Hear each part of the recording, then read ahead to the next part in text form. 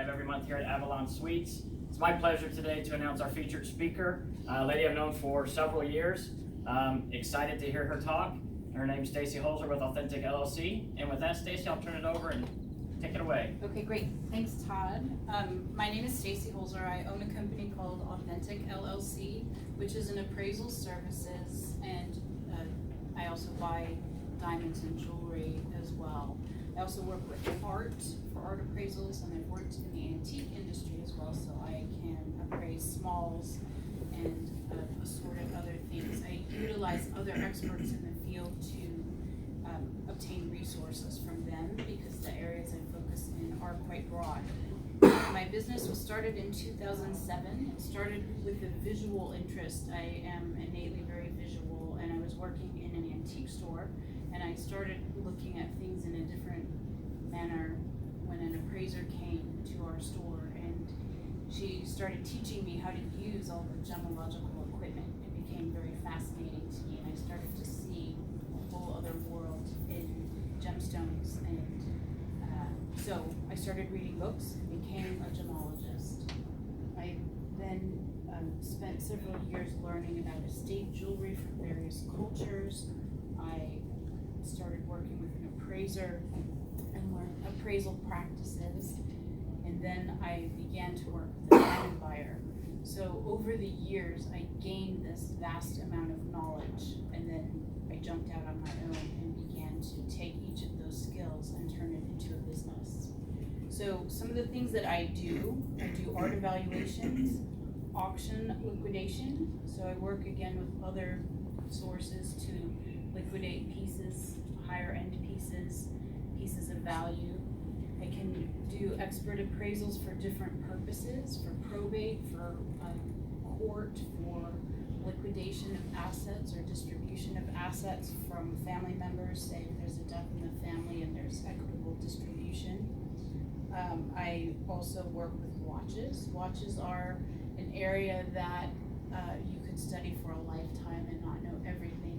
There's complicated movements, there's mechanical or automatic, there's higher end watch brands like Vacheron Constantine or Patek Philippe or Rolex, which is a highly traded brand.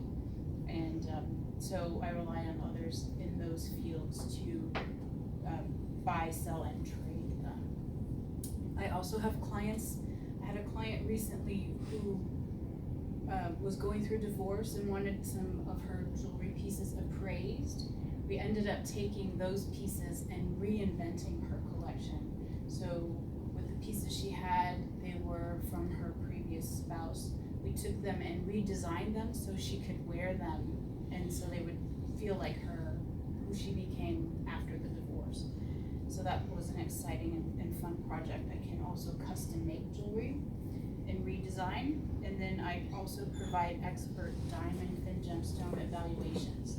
So what's involved in an evaluation would be plotting and different aspects of that. So with an art evaluation, as I mentioned, I use different resources. I have connections in the gallery industry in different parts of the country.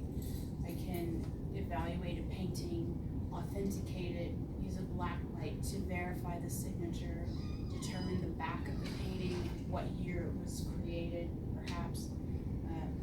If it's a piece of contemporary art, I have vast connections in the contemporary art world. You can consult with them on that as well. I do auction liquidations. I have some preferences on who I work with. The pieces are very high end. We can go as high as Sotheby's. Heritage Auction House in Dallas is another auction house I like to work with. Leslie Hinman in Chicago is another favorite, and we can again combine resources, and these auction houses give me an up-to-date reference of current market value. So that's very important in terms of what I do, in terms of appraisal value, in terms of current market value, in terms of determining what I can trade something for, buy it for, or sell it for. So the key thread in my business is obtaining a true value, knowing what something is worth, and sometimes that requires the skills of a detective. So expert appraisals, there are 3 different types, 3 different values. So there's fair market value, which is similar to real estate.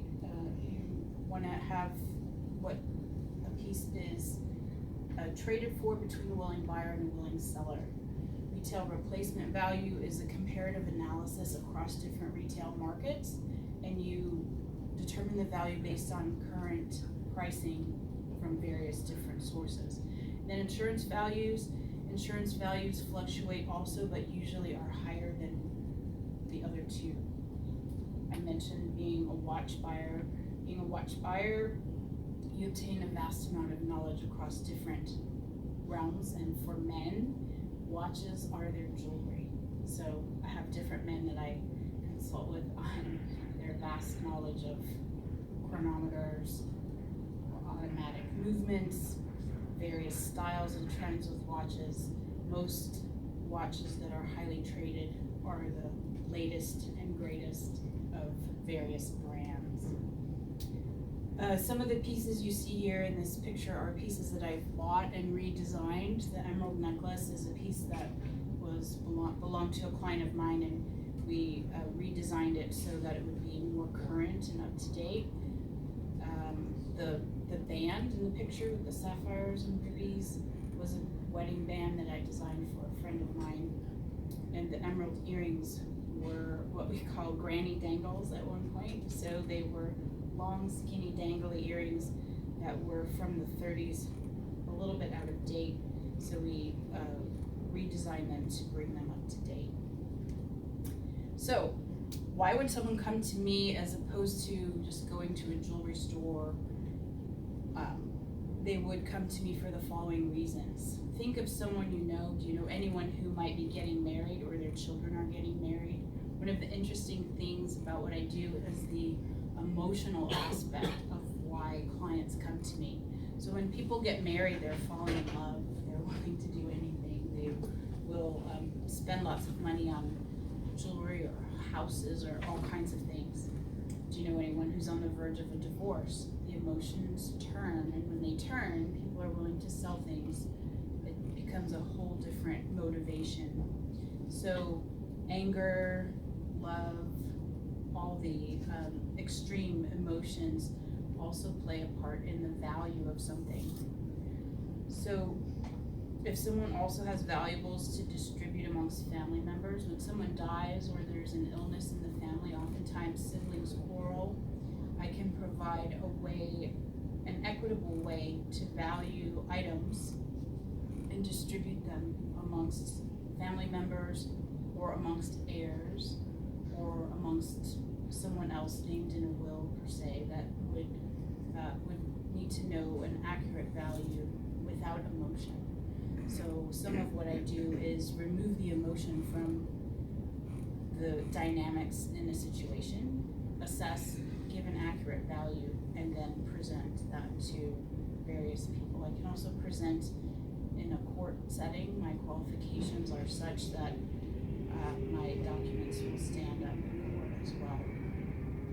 And then I had another client who had a large collection of jewelry, very beautiful, very expensive things, and some art and some antiques as well.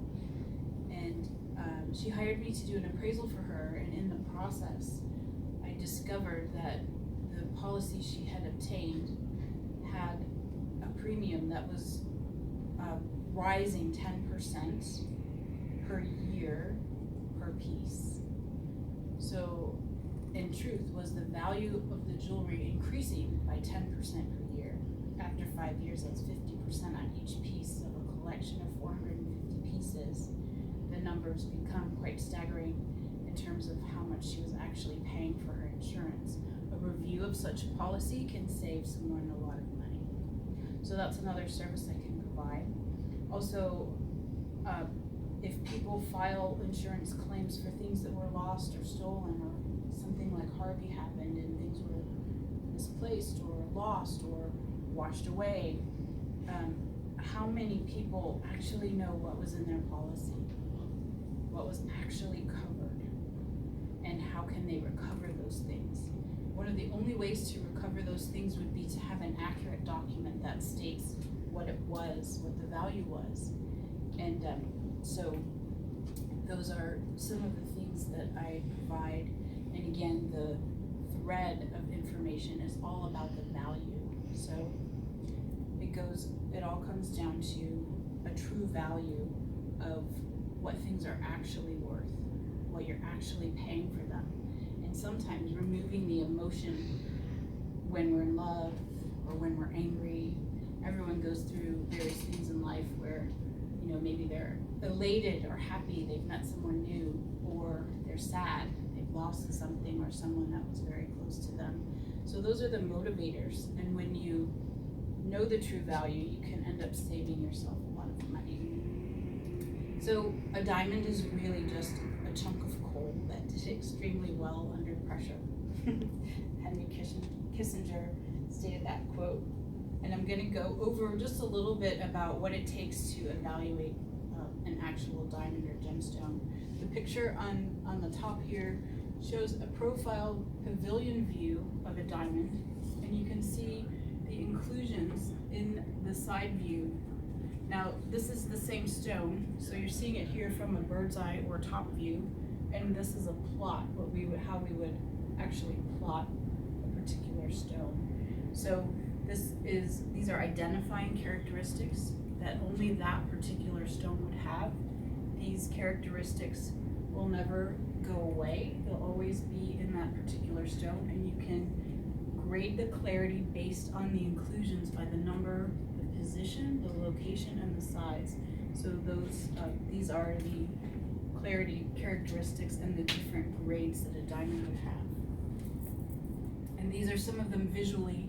This is what we look for when we see a diamond. Every time I look at a stone, I'm looking for these characteristics to determine the grade, which also determines the value. I'm also looking for color. Start at the top of the scale with D and go all the way to Z.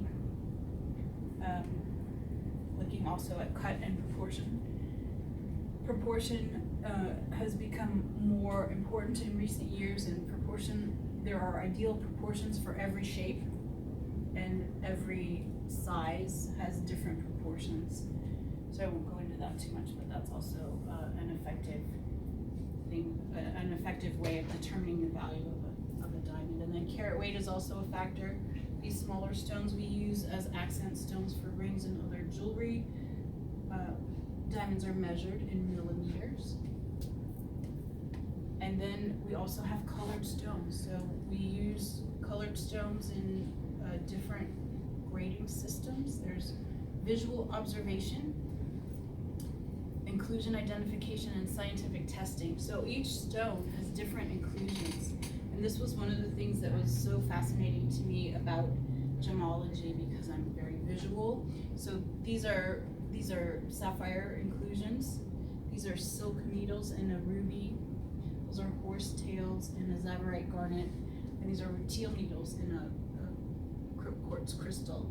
So those various different inclusions are all identifying characteristics, and as you learn to identify those, you can also determine the value based on those inclusions in a colored stone.